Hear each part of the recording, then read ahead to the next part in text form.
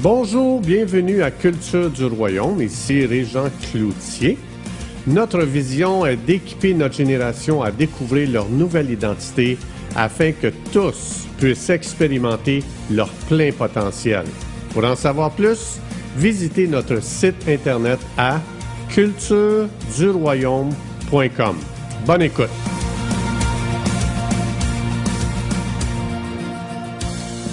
Bonjour, aujourd'hui on va continuer avec le psaume 91 qu'on a commencé depuis quelques capsules. Donc on est rendu aujourd'hui au verset 7 si vous suivez dans votre Bible. Et donc je veux juste rappeler le but, la vision de Culture du Royaume, c'est d'équiper les gens dans leur nouvelle identité afin de développer le plein potentiel que Dieu a pour eux. Donc ici, dans cette crise, le psaume 91, je veux l'utiliser pour justement nous équiper à faire face à n'importe quoi qui peut arriver dans notre vie ou même dans ce monde. Alors aujourd'hui, ma question face au verset 7, c'est quoi penser de ce qui se passe autour de nous? Plein de choses se passent, il y a plein de choses qui arrivent, puis on se demande qu'est-ce que je devrais penser ou bien combien ce que je vois autour de moi peut inspirer ma confiance en Dieu. Alors ici, au verset 7, regardez bien ici qu'est-ce qui se passe autour de David et regardez comment ça peut l'inspirer dans sa confiance en Dieu. Ici, au verset 7, ça dit que 1000 tombent à ton côté et 10 000 à ta droite. Toi, tu ne seras pas atteint. Oh boy! Est-ce qu'on peut s'imaginer qu'est-ce qu'on peut voir dans une pandémie, justement, ici? Tu vois les gens tomber comme des mouches autour de toi. Donc, tu as 1000 voix d'un côté qui te dit « les gens meurent ». Tu as 10 000 voix à côté de toi qui dit « les gens meurent » de cette situation-là, de ce virus-là.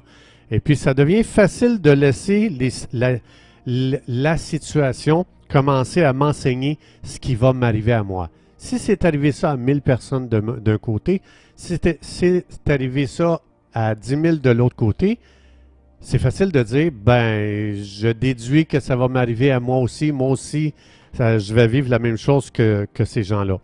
La première chose ici que le Saint-Esprit nous enseigne, c'est ceci. Ne dis jamais que ce qui va arriver aux autres va t'arriver à toi. Toute une leçon. Moi, c'est tout un défi, Régent. Peu importe ce que tu vois à droite, peu importe ce que tu vois à gauche, ne laisse pas ces choses-là dire ce qui va t'arriver à toi. Eh boy, il me semble que moi, c'est tout un défi, ça, pour moi, dans ma vie. Ici, ce que l'Esprit de Dieu veut dire, laisse Dieu seul te dire ce qui va t'arriver. Et Dieu ici dit, toi, Régent, il ne t'arrivera rien. C'est tout un défi, cela, de dire que moi, ça ne m'arrivera pas quand je vois que ça arrive à tout le monde autour. Alors ici, autrement dit, le Saint-Esprit il explique qu'il y a seulement deux voies dans ce monde. Soit la voix de Dieu qui dit « ça ne t'arrivera pas », soit la voix des 1000 et des 10 000 qui dit « ben toi aussi tu vas y passer mon homme, nous autres on a passé là, ben toi aussi tu vas passer là ». Et ce serait facile pour moi tout de suite de donner raison aux 1000 et aux 10 000. Mais l'Esprit dit « non, donne pas raison aux 1000 et aux 10 000 autour de toi, donne raison à Dieu ». Il y a un verset dès Genèse, dès le livre de Genèse, le livre des commencements. C'est vraiment intéressant, toutes les fondations qui sont posées dans ce livre-là. Puis dans Genèse chapitre 3, verset 11, vous savez, quand Adam a désobéi à Dieu, il est allé se cacher, il a eu peur de Dieu. Et puis Dieu dit, Adam, qui t'a appris que tu étais nu? Parce qu'avant la chute, il ne savait pas qu'il était nu, il savait pas cette information-là, cette connaissance-là, il ne l'avait pas. Puis ici, Dieu lui dit, qui t'a appris? Ça veut dire que vous et moi, on est toujours en train d'apprendre à partir d'une source. La source, ça peut être Dieu, comme on voit ici dans le psaume 91, mais la source pourrait être les circonstances, les 1000, les 10 000. Ça, c'est une autre source que celle de Dieu. Dieu dit, le Saint-Esprit dit, tu dois choisir qui est ton enseignant aujourd'hui. Donc, on apprend soit de Dieu ou soit d'une autre source. Et ici, dans Genèse 3, Adam avait écouté Satan et il avait laissé Satan lui enseigner qu'il était nu et puis qu'il était séparé de Dieu, blablabla. Bla, bla, bla. Mais on est toujours en train d'apprendre. Mais ici, le Saint-Esprit nous dit, n'apprends pas des circonstances. Ne laisse pas les circonstances t'enseigner. Les 1000 et les 10 000 qui tombent autour de toi comme des mouches, laisse pas ça devenir ton enseignant.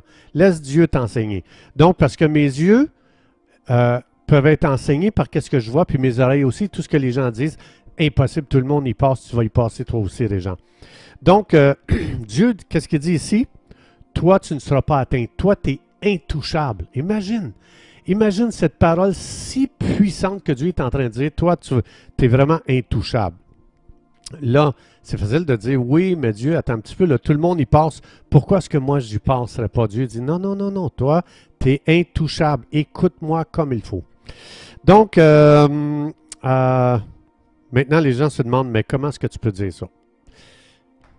Je n'ai pas toutes les réponses, mais j'ai lu un petit peu la Bible et j'ai découvert des choses très intéressantes. Mais avant d'aller dans un exemple biblique, je vais vous donner un exemple de notre vie de tous les jours. Un jour, il y a un médecin qui s'en va voir son patient puis il lui dit, aujourd'hui, je vais t'annoncer une mauvaise nouvelle. Ce n'est pas une bonne nouvelle pour toi.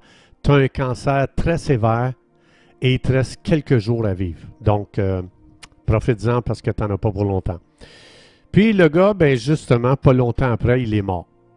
Ce qui est vraiment incroyable, c'est qu'on a fait une autopsie sur ce gars-là, et ce gars-là, en fin de compte, n'avait aucun cancer. Qu'est-ce qui a tué ce gars-là? Ben, c'est son imagination. Il a commencé à donner autorité aux paroles du médecin. Il a commencé à s'imaginer comme un gars qui est fini, et tout son corps s'est positionné. Prépare-toi à mourir, tu vas mourir. On ne peut pas imaginer, on ne peut pas réaliser, je pense, la puissance de l'imagination. Dieu nous a donné une imagination puissante, extraordinaire, mais Dieu ici, il dit, je veux que tu utilises ton imagination pour t'imaginer intouchable. Donc, j'ai partagé justement un témoignage qu'on a pris des coureurs olympiques. On les a branchés sur plein de machines, puis on leur a dit, vous allez vous fermer les yeux, puis vous allez vous imaginer courir, recourir la dernière course que vous avez courue aux Jeux olympiques. Puis ils ont réalisé que tous les muscles commençaient à se tendre, pareil comme s'ils vivaient la course. Puis tout le cerveau commençait à envoyer toute l'adrénaline dans le corps. Puis le corps commençait à complètement se positionner, pareil comme s'il faisait une course. Puis ils ont réalisé, aïe, aïe, aïe, la science a découvert, le cerveau ne fait pas la différence entre l'imagination et la réalité. Le gars ici, avec le médecin, il s'est imaginé, il n'a pas fait la différence. Son cerveau, il a dit, t'es fini, tu vas mourir du cancer dans quelques jours. Puis tout son corps s'est préparé pour ça. Donc, cet homme, il a pris comme réalité qu'il était fini, son cerveau s'est ajusté, il a envoyé toute la chimie dans le corps et il s'est positionné pour ça. Alors, Dieu dit, Régent, imagine-toi que toi, tu es un gars qui va être épargné dans cette situation-là. Même si tout tombe autour de toi, toi, tu vas être épargné. Mais autrement dit, Dieu dit, laisse pas ces 1000 voix d'un côté et 10 000 voix de l'autre te dire le contraire de ce que moi je te dis. C'est tout un défi. Donc, autrement dit, la majorité tombe autour de toi. Dieu dit, ne te mets pas dans la majorité. Ne te nomme pas, je fais partie de la majorité. Dieu dit, considère-toi que tu fais partie de la minorité. Pourquoi? Parce qu'on ne sait pas ce que la majorité croit. La majorité des gens autour de toi qui tombent, tu ne sais pas qu'est-ce qu'ils ont cru, tu ne sais pas qu'est-ce qu'ils ont imaginé, tu ne sais pas s'ils ont cru Dieu, tu ne sais rien, on ne sait pas ces sujets-là. Comme par exemple, un exemple, là je prends un exemple de la Bible, un témoignage de la Bible. Vous savez quand que Dieu a choisi Moïse, Dieu qui était esclave en Égypte, Dieu dit à Moïse, tu vas aller sortir mon peuple d'Égypte, tu vas l'amener, tu vas traverser le désert, puis tu vas aller dans le pays de Canaan. Et puis, il y avait à peu près 2,5 millions de personnes qui marchaient à la suite de Moïse. Puis, ce qui est vraiment incroyable, Dieu dit qu'ils sont tous morts dans le désert. Pourtant, ils n'étaient pas supposés de mourir dans le désert, ils étaient supposés d'aller en Canaan. Mais Dieu dit, ils sont tous morts dans le désert parce qu'ils n'ont pas cru en moi. Voilà la majorité, Dieu dit. La majorité des gens ne mettent pas leur confiance en Dieu. Ils croient les 1000, puis ils croient les 10 000. Il y en a seulement 2 sur 2,5 millions qui ont cru. Donc, je ne peux pas me fier à la majorité. Ça dit que Caleb et Josué ont cru Dieu et eux sont rentrés dans le pays de Canaan. Dieu ici me dit dans le psaume 91, Régent, ne te fie pas à la majorité. Les 1000 et les 10 000. Fie-toi pas à ça. Oui, mais tout le monde tombe. La majorité tombe. Dieu dit, oui, c'est vrai. Tu ne fais pas partie de la majorité si tu crois en moi.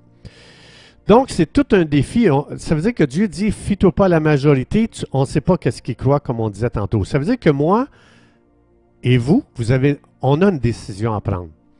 Est-ce que je vais croire Dieu ou je vais croire les 1000 et les 10 000? Dieu dit, tu as une décision à prendre. Est-ce que tu veux faire partie de la majorité ou tu veux faire partie de cette minorité, Josué et Caleb, qui ont décidé de croire en moi? Puis si vous allez lire le livre aux Hébreux, dans le Nouveau Testament, au chapitre 3 ou 4, je ne me souviens plus, Dieu explique justement que la majorité n'ont pas cru. C'est pour ça qu'ils sont morts dans le désert. Donc, c'est tout ce qu'on avait pour aujourd'hui. Merci d'avoir été des nôtres et à la prochaine.